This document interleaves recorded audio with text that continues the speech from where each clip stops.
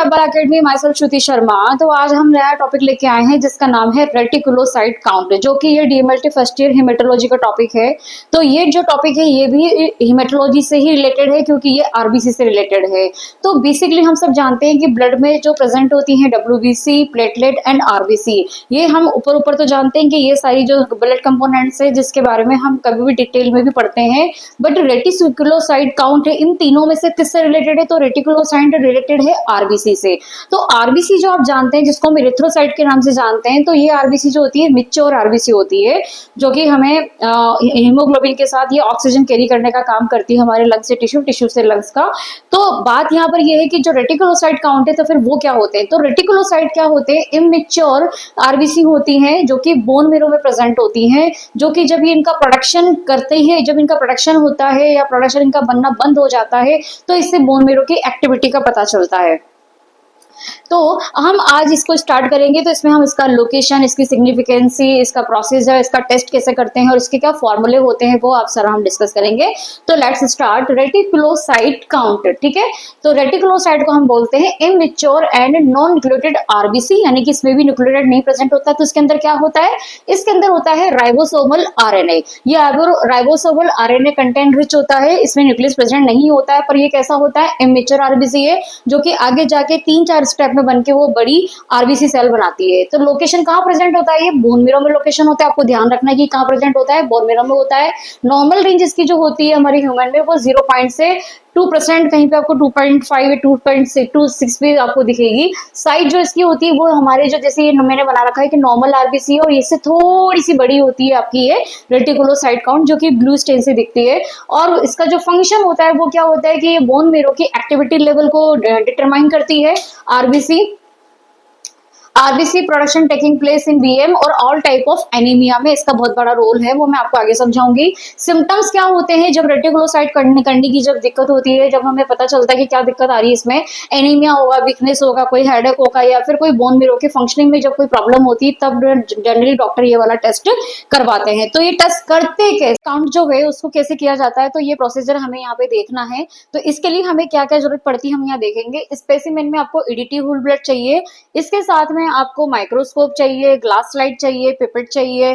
ठीक है, इसमें जनरल आइटम चाहिए और हमारे साथ में एक स्टेंट चाहिए होता है। लेकिन हमें यहाँ पे जो सबसे इंपॉर्टेंट बात ध्यान रखनी है रेटिकुलोसाइट काउंट में, कि यहाँ पे जो होने वाली स्टेनिंग है वो नॉर्मल स्टेनिंग नहीं है, वो एक स्पेसिफिक स्टेनिंग है जिसका नाम है super vital stain. Super vital stain इसको क्यों बोलते हैं? क्योंकि ये जो स्टेनिंग होती है वो वाइबल सेल को करती है, मतलब कि ऐसी लिविंग सेल जो कि लिविंग सेल के अंदर जाके ये पेरिफेरल ब्लड में आ जाती है रेटिकुलोसाइट काउंट। फिर ये जब अलग से स्टेन हो जाती है तो ये आपको ब्लू कलर की आपके आरबीसी के अंदर ही आपको ये दिखाई देती है। तो देखो यहाँ पे लिखा हुआ है कि इन विट्रो, जब कोई लिविंग सेल अगर बाहर आपको स्टेन कर रहे हैं तो वो फिर आपके क्या कहलाती है? वाइटल डाई से जो स्टेन होगी वो आपकी सुपर वाइटल स्टेन कहलाती है। तो यहाँ पे जो रिएजेंट होता है वो क्या यूज में लिया जाता है? वो लिया जाता है ब्रिलियंट क्रिसोल डाई या फिर मिथाइलिन ब्लूज के अंदर लिया जाता है। ये दो इसके स्टेनिंग है जो आपको ध्यान रखना है कि रेटिकुलोसाइट की स्टेनिंग बहुत इंपॉर्टेंट है, ये हमें ध्यान रखना है।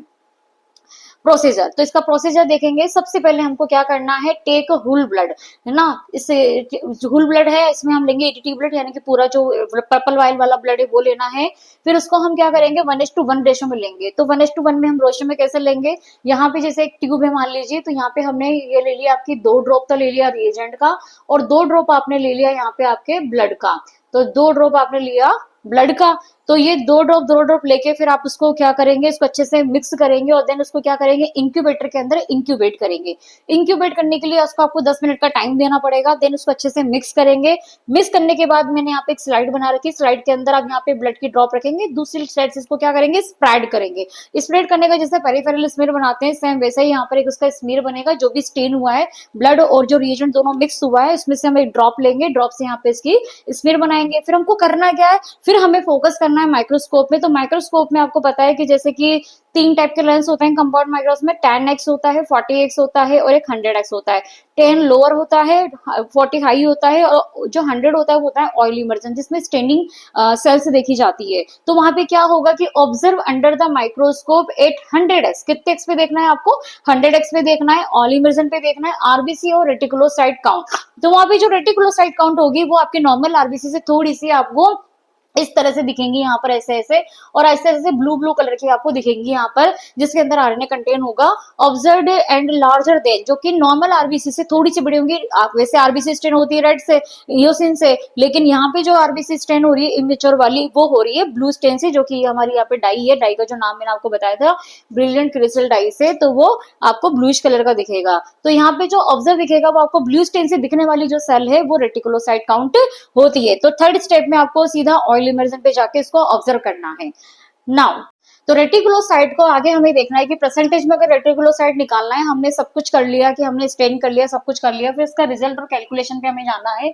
तो यहाँ पे जो इसका फॉर्मूला है वो क्या है, number of reticulocyte in 1000 RBC divided by 1000 RBCs observed into 100, यानी 1000 RBCs के अंदर आपने कितने रेटिकुलोसाइट नंबर आपने निकाले हैं वो हमें यहाँ फॉर्मूले में पुट करना है। तो फॉर एग्जांपल के लिए मान लीजिए आपको 25 रेटिकुलोसाइट निकल रहा है, ये कम से कम भी आप 10 से 15 फील्ड में देखते हैं माइक्रोस्कोप के अंदर, इन 1000 टोटल आरबीसी। तो टोटल आरबीसी यहाँ पे क्या है फॉर्मूले में 1000 है, तो रेटिकुलोसाइट काउंट कैसे निकल के आएगा इसका परसेंटेज, तो 25 क्या है यहाँ पे नंबर ऑफ रेटिकुलोसाइट काउंट है, इनटू 100 फॉर्मूले का 1000 आपके यहाँ पर आरबीसी ऑब्जर्व्ड है।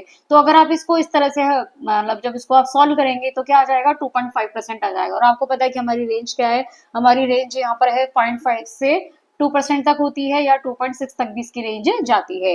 तो जैसे फॉर एग्जांपल के लिए मैंने बता रखा है कि 1000 आरबीसी में अगर 25 आरसी आ गई है तो 100 आरबीसी में हमें कैसे निकालेंगे, तो आरसी बराबर यानी कि reticulocyte count, number of reticulocyte counted into 100 number of RBC counted. तो बेसिकली आपको ये फॉर्मूला ध्यान रखना है, आप चाहे एग्जाम में एग्जाम्पल दे चाहे नहीं दे, पर आपको फॉर्मूला रेटिकुलोसाइट काउंट का अच्छे से पता होना चाहिए। तो अब हमने ये भी सब कर लिया, स्टेन कर लिया, सब कुछ देख लिया, सिग्निफिकेंस देख लिया। अब हमें ये देखना है कि इसका क्लिनिकल सिग्निफिकेंस क्या है। तो क्लिनिकल सिग्निफिकेंस हम जो कंडीशन यहाँ पे अप्लाई करेंगे रेटिकुलोसाइट काउंट में वो क्या होती है, रेटिकुलोसाइट काउंट में या तो दो तरह की कंडीशन होती है, या तो होगी इंक्रीज या फिर होगा ये डिक्रीज। तो इंक्रीज होगा तब क्या होगा, रेटिकुलोसाइटोसिस होगा, यानी हीमोलाइसिस बहुत ज्यादा हो जाएगा, और ड्यू टू इंक्रीज की वजह से होता है ये हीमोलाइसिस। और अगर ये रेटिकुलोसाइटोपिनिया वाला डिसऑर्डर हो रहा है तो इसका मतलब है एप्लास्टिक एनीमिया। एप्लास्टिक एनीमिया कहाँ होता है, जबकि बोन मेरो के फंक्शन पे इफेक्ट आता है, यानी कि बोन मेरो जो है वो आरबीसी जो है वो बनना बंद हो जाती है, या फिर कोई डब्ल्यूबीसी बनना बंद हो जाती है। इस तरह से जब बोन मेरो अपना फंक्शन जब लो कर देता है, यहाँ पे वो वहां पे जो नई नई जो स्टेम सेल्स होती है वो बनना बंद हो जाती है, तो एप्लास्टिक एनीमिया का वो साइन होता है। तो यहाँ पे मैंने एक और दे रखा है कि करेक्टेड रेटिक्स से ये कभी कभी एग्जाम में पूछ लिया जाता है। तो करेक्ट रेटिक्स का एक फॉर्मूला है, यहाँ पे पेशेंट एससीटी हिमेटोक्रिट और नॉर्मल एससीटी 45%, यानी 45 तो नीचे आएगा। बाकी आपके पास आरसी काउंट अगर होते हैं जैसे 25 वगैरह कुछ भी, तो आप उसका जो एससीटी हिमेटोक्रिट की जो वैल्यू होगी वो यहाँ पे पुट करके आप उसका करेक्ट रेटिक्स आप यहाँ पे एब्सोल्यूट आप यहाँ पे निकाल सकते हैं।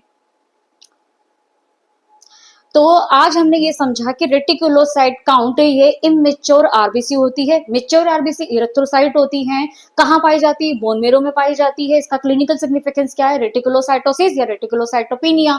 तो ये रेटिकुलोसाइटिस रेटिकुलोसाइटोपिनिया का जो कैलकुलेशन फैक्टर है वो भी मैंने आपको यहाँ बता दिया है।